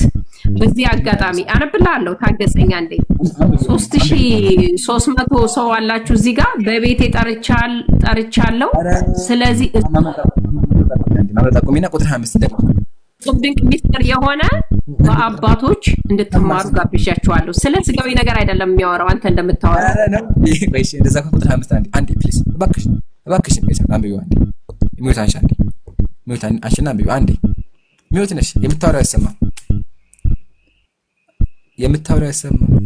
ንገራት እስኪ ያጀማ ግን አጨብጭቤያለሁ። አንዴ ሚውት አንሺና አነብላለሁ። አትዝጋው አንተ እኮ ነው የምትዘጋው። እኔ እኮ እጄ ያለው እዚህ ጋር ነው አይደል እንዴ? አንተ እኮ ነው አንብቢው ቁጥር። ስለዚህ አትዝጋው። ይሄው አነብልሃለሁ። አትዝጋ። ኦኬ። ሳኦልም ዳዊት በፍልስጥኤማውያን እጅ ይጥለው ዘንድ አስቦ የንጉሥ ጠላቶች ይበቀል ዘንድ ከመቶ ፍልስጥኤማውያን ሸለፈት በቀር ንጉሥ ጫማ አይሻም ብላችሁ ለዳዊት ንገሩት አላቸው። ማጫ አይሻም ብላችሁ ለዳዊት ንገሩት አላቸው። የሳኦልን ባሪያዎች ይህ ቃል ለዳዊት ንገሩት፣ ለንጉሱም አማች ይሆን ዘንድ ዳዊት ደስ አሰኘው። ዳዊትና ሰዎቹም ተነስተው ሄዱ፣ ከፍልስጥኤማውያን 100 ሰዎች ገደሉት። ዳዊትም ለንጉሱ አማች ይሆን ዘንድ ሰለባቸው። በቃ ጀግና ሰምታችሁ አይደለ ጀማ? ማጫ የፈለገው 200 ሳኦልም ልጁን ሜልኮልን ዳረለት። ይሄን ያልኳችሁ። ስለዚህ ሜልኮልን ዳረለት። ማሻአላ ያገባው ምንድነው 200 ወንዶችን ቆርጦ ነው ብልታቸውን ቆርጦ። ማሻአላ። ስለዚህ ወገናችን ስብሐት ያጭበረበርከው በገዛ በእህትህ በኤልሳቤት ተጋልጧል። ኤልሳቤት ሃሌሉያ አመስግኜሻለሁ፣ ቃለ ሕይወት ያሰማል። ሃሌሉያ። ንጉስም ልጁን ይኸውልህ ሰምተሃል አይደለ? 25 እደግምልሃለሁ። 25 ተቀብያለሁ። አግብቷት አላውቃለሁ፣ ግን ያገባት 200 ወንዶችን ገሎ ነው፣ ብልታቸውን ቆርጦ ነው። ወገናችን ደግሞ አልቀበልም ብሎ ነበር መምህርሽ፣ ግን አንቺ ጀግና ነሽ። መምህርሽን ውሸት እንደሚናገር አረጋግጠሻል። ጀግና ይመችሽ። አጨርሻለሁ። አያችሁ፣ ይሄን ያልኳችሁ መምህሮቹ ይከብዳቸዋል፣ ግን ደግሞ በቃ ያው በእንደዚህ ይወጣል የሚለው አመሰግናለሁ። አሁን ያጀማት ልክ ይላጠቃል። ኤልሳቤጥ አይታችሁ ከሆነ መምህር አመጣለሁ ብላ ነበር። መምህርም ስብሐት ለከመቶ ነበር ሊወያይ። ግን መምህር ተብዮቹ ምንም አይነት ነገር ሊያወሩ አይችሉም። ምንም አይነት ማስረጃ የላቸውም። አያችሁ እንደዚህ ተለኛች ምን እንደሆነ አላውቅም። እንግዲህ ይሄን ያልኳችሁ መምህር አምጥታ ምንድን የምትለው መምህሩ የሚያወራው ምንም ነገር አያውቅም። ግን በመምህሩ ብቻ ዳዊት ዝሙት እንደሰራ እግዚአብሔር ሴቶችን እንዳስደፈራቸው መጽሐፈ ሳሙኤል ላይ ዝሙት እንደተሰራ ደማቸው እየፈሰሰ አምላካቸው እግዚአብሔር በትላልቅ ሰዎች እንደሚያስደፍራቸው ሕፃን ልጆች ናቸው፣ ግን ደግሞ እግዚአብሔር ምንም ሳያውቁ እንደሚያሰቃያቸው ተምራችኋል። ይሄ ራሱ ትልቅ ነገር ነው፣ ትልቅ ስኬት ነው። ትልቅ ስኬት እነሱ መጽሐፋቸውን ለመካድ ቢሞክሩም ተሳክቶልናል። የሚገርመው ነገር ግን የመምህሩ ክህደት በገዛ ወገኑ በኤልሳቤጥ ተጋለጠ። ኤልሳቤጥ ራሷ አጋለጠችው። ኤልሳቤጥ አጋለጠችው። ጀግና ናት፣ ወላሂ ጀግና ናት። ለምን መምህሩ ያገባቸው ሰውን ገለው ነው አለ፣ ግን አይደለም። ዳዊት የኦሪዮም የሳኦል ሚስት ያገባው የወንዶችን ብልት ቆርጦ ነው። እሷን ደግሞ ጀግናት አንብበዋለች፣ በመጽሐፍ ደረጃ አሳይተናችኋል። ስለዚህ ስብሃትም አንቺም ወገኔ እመክራችኋለሁ። ሚክሮ ምንድነው? እኔ ሁል ጊዜ ላይቭ 3 ሰዓት ከፍታለሁ። ስለዚህ ያው መጽሐፍ ቅዱስ አለ አዲስ አበባ ነው ያለሁት። ኢንሻአላህ ያላችሁበት ቦታ ንገሩኝና እሰጣችኋለሁ። መጽሐፍ ቅዱስ 5 መጽሐፍ ቅዱስ አለ። ለአንቺም ለቄሱም ለሁለተኛ ቄስም 3 ቄስ አድርጌ እሰጣችኋለሁ። ለእናንተ ሰጣችሁና ኢንሻአላህ ከዛ 3 ሰዓት እየመጣችሁ ቁጭ ብላችሁ ሳስተምር ተማሩ ከኔ ጋር ኢንሻአላህ። ደብተርና እስክሪብቶ እናንተ ግዙ፣ እኔ ደግሞ መጽሐፍ ወላሂ እሰጣችኋለሁ።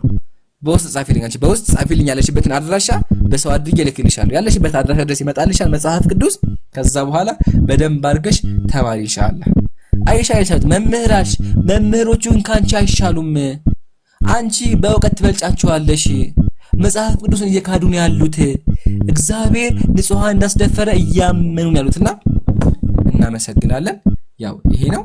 አሁን ኤልሳቤጥ አንቺ ጋር ነው የማወራው። ኤልሳቤጥ አለሽ ወገኔ?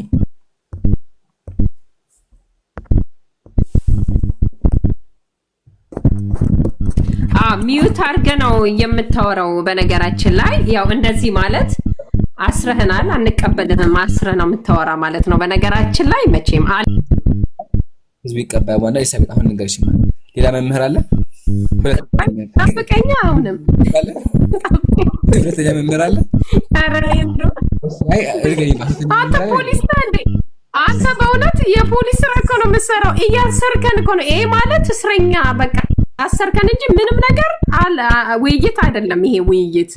ምክንያቱም አንተ ታወራለህ፣ ሰው ሊያወራ ሲል ታስራለህ፣ ትቆልፋለህ። ኤኒዌይ ለማንኛውም ትሰማለህ። ጠብቀኛ። ለመምህር አለ ንገረኝ እስኪ። አሁን አንተ ነገርኩህ እኮ ቅድም ብያለሁ አይደለ? ይሄንን ስለማቅ እንደውም ያንተን ውሸት ስለማቅ እኮ አስቀድሜ የኔ መምህር በእኔ ቤት ነው የሚገኙ። ምክንያቱም እጹብ ድንቅ የሆነ ትምህርት ስለሚሰጡ አንተ ለምን ትፈራለህ? እኔ ሳልፈራ አይደል እንዴ አንተ ቤት የመጣው? ምን አስፈራኛ ቤት መምጣት? ምክንያቱም አንተ እንደፈለክ ሚዩት ማድረግ እንደፈለክ ማስወረድ ስለምትፈልግ ነው። እኔ ግን አየህ ጀግንነቴን አሳይቻለሁ። ሚዩት ብታረገኝም ተቀብያለሁ። መቼ ልምጣ? አቤት ተቀብያለሁ። መቼ ይመጣሉ መምህር? በጣም ጥሩ። ዛሬ ሆኖ በምትፈልገው ሰዓት አሁንም መክፈት እችላለሁ። በምትፈልገው ሰዓት እኔ ልቅጠርህ። አቤት አሁን እከፍታለሁ። ያ ፎሎ አድርጌሻለሁ። እኔ ከፈችና እሺራግልኝ። ሁለተኛ መመሪያ ጀማ። አይ እንደ አይነት ጨዋታማ አይመቸኝም እኮ እንደ አይነት ጨዋታ። እኔ አሁን በእኔ ቤት ብዬ ነው የመጣሁት። ትሰማለህ? ቤትህን ከፈትክ። ይኸው ቤትህን ነው የመጣሁት አይደል? እየሰማህ ነው? ቤት እንደመሰለሽ አዳምጪኝ አንዴ። እሺ አንቺ የምታወሪሽ አዳምጪኝ አንዴ። አዳምጪኝ። እሺ ኤልሳቤጥ አዳምጪኝ። አመሰግናለሁ። የቅድሙ መምህር ያመጣሽው መምህር ኦልሬዲ በቃ አልቋል። ደክሞኛል። ኦልሬዲ ተዋርዷል። በቃ ወላሂ ጨርሷል። አሁን ግን ችግር የለውም። ሁለተኛ መምህር ካለሽ አምጪውና ሁለተኛውን መምህር ላይቭ ክፈች። አሁን ጆይን እላለሁ። አሁን እሺ በቃ ክፈች። አንቺ ቤት እመጣለሁ። ክፈች። ወላሂ እመጣለሁ። አንቺ ቤት ወላሂ እመጣለሁ። ክፈች። ያው እመጣለሁ።